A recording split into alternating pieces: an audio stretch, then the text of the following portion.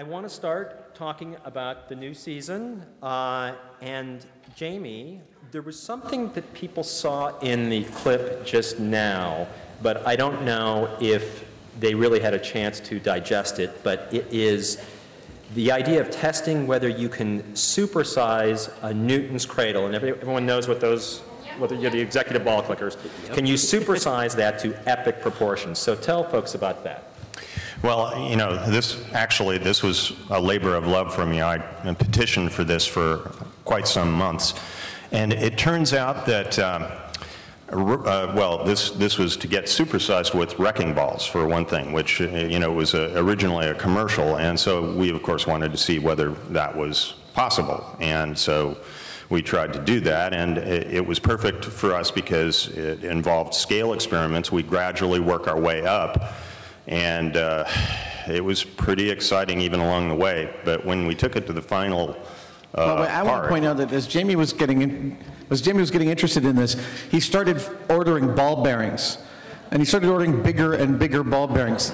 The number of Jamie's big balls jokes that started flying around.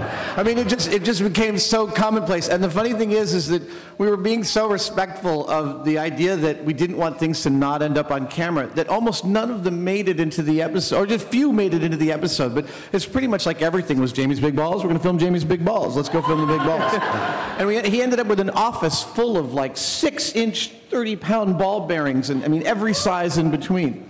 Yeah, well, and it eventually, of course, worked its way to the full-size wrecking balls. But, you know, they don't use those things very much anymore. They have, like, hydraulic grabbers, and they use explosives, which we know all about. But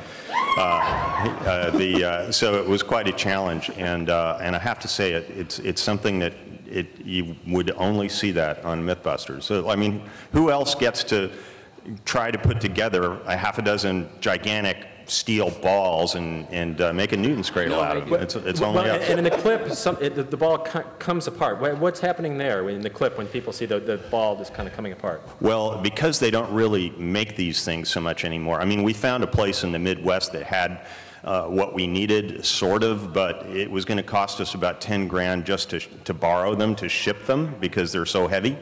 And so we decided to make our own. And that was part of the fun.